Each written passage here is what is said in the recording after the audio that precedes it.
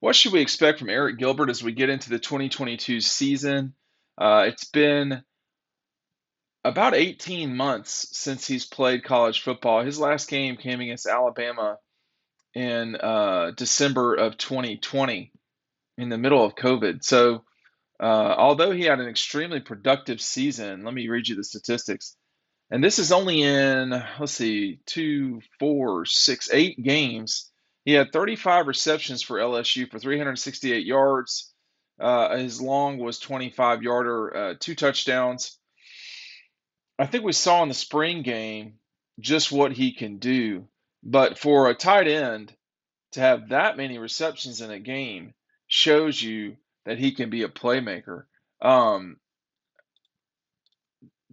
the question I think becomes or continues to be can Arik Gilbert transition his way into being a really good playmaker for the Dogs? Because they got a lot of good playmakers, and he's not the only one. And I think that when you start thinking about talking about what Georgia can do offensively, a lot of it does have, the spotlight is going to be on the tight ends. And, during the scrimmage, Darnell Washington had a very good scrimmage. I mean, he was out there killing people. Okay. And some observers said to me that it looks like Eric's still getting used to things, kind of like he's figuring things out now. But if you think about it, not playing for a year, that's a long time. And for Gilbert, I have seen what this guy can do in person, not just at G Day, but at Marietta. Obviously, some of the things he did at LSU. Um, he ranks in the top 5 of my people that I remember from them playing high school football because of his speed and just the way he caught a ball and was gone. One thing that could complicate matters for all of these tight ends is with Arian Smith gone, that's a guy that you really had to gone for how long we don't know, but that's a guy you really had to respect over the top. Well, that means the underneath and the middle is going to be more open. So where Brian Bowers, Darnell, Oscar Delp, and Eric Gilbert would really would really prosper, that might be a little bit harder if you don't have that's just one guy. But if you don't have him, he's a guy you really got to pay attention to. Now they've got other burners. I don't know if you've got anybody like Smith though that can really just run like that. So we'll see how long it takes for him to get back. But for Gilbert, you can't watch him play and be anything other than impressed with his physicality, what he can do. His playmaking ability is beyond insignificant. That's for sure. The challenge will be twofold. Number one, uh, getting completely back to shape, which he should be, even though we're only 9 months away from him really not being in the condition he wanted to be. And the other thing is totally getting down pat, uh, working with inside this offense and working with Stetson Bennett, a guy who you know has been the quarterback now in some form since 2020. So this is the third year that Stetson's kind of been around. Now, obviously, only really one of those years did he play the entire time, but Gilbert um, Gilbert definitely lines up in the spread as the number 2 tight end or the number 2 threat from that spot. Make sure you're picking up DAWGSTRUCTION. I've got, a few 2020 previews left. Make sure you're picking them up today. DAWGSTRUCTION is going to be available, but if you get it today, you get that and the 2022 preview. I will run out of these possibly this week. We'll see.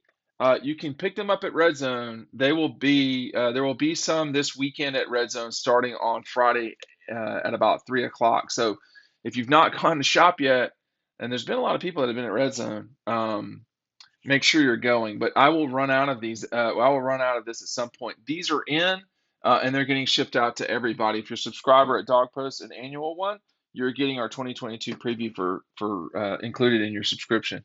I think Arik Gilbert could be one of the top playmakers in the SEC, but he's going to have to put it all together, and that's that.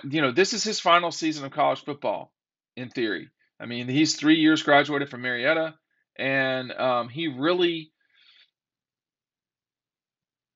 he has the potential to be one of the most impressive playmakers in the conference. With as good as Brock Bowers was a season ago, and Brock Bowers was really good.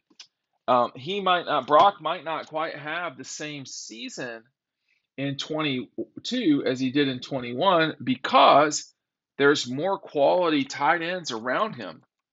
He's hard to deal with because of the speed. Well, guess who else has a lot of speed? Arik Gilbert, okay? Arik Gilbert has a ton of speed. The other thing, by the way, about the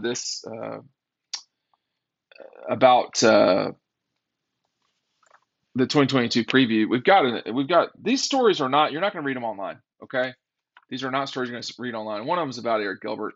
This was an image of him taken with my Z9, or Z9, as some people call it, Nikon Z9.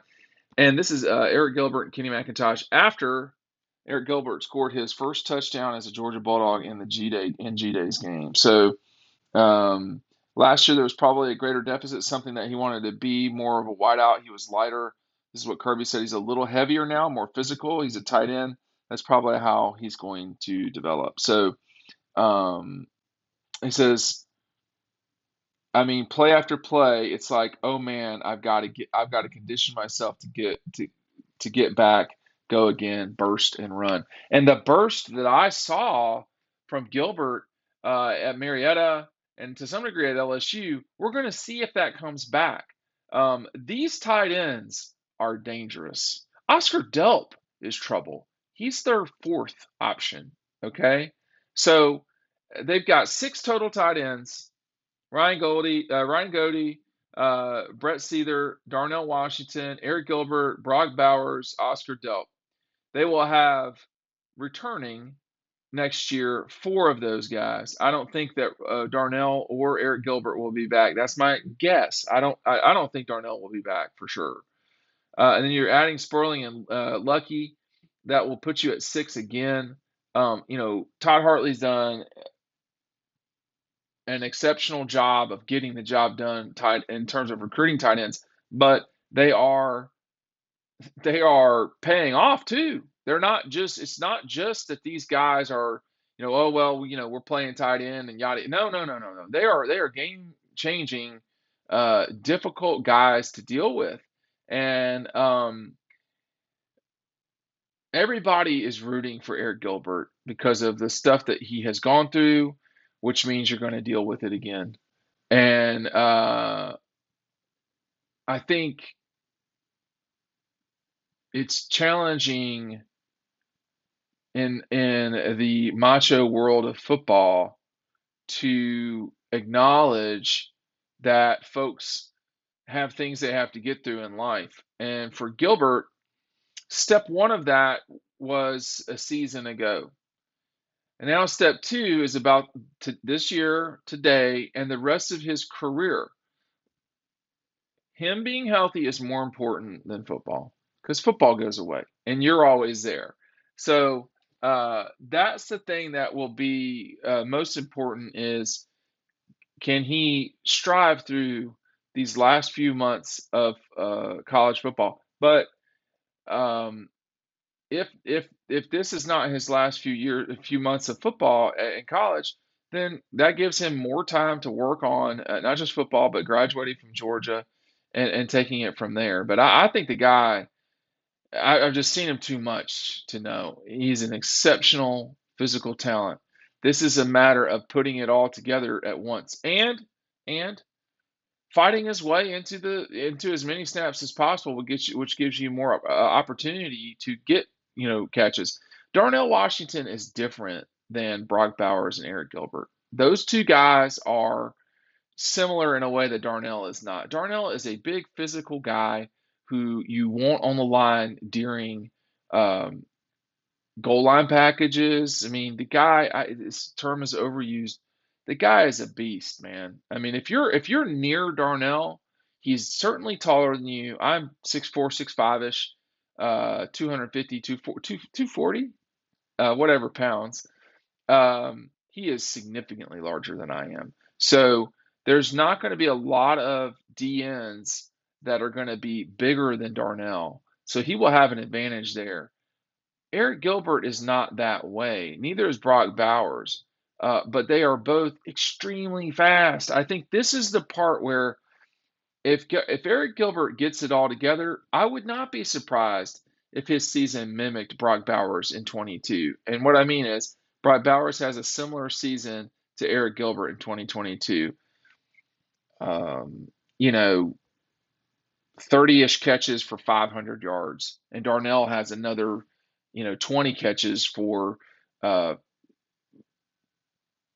300 yards. These tight ends, you could see a third of the passing yardage go to the tight ends. I would not be surprised by that at all.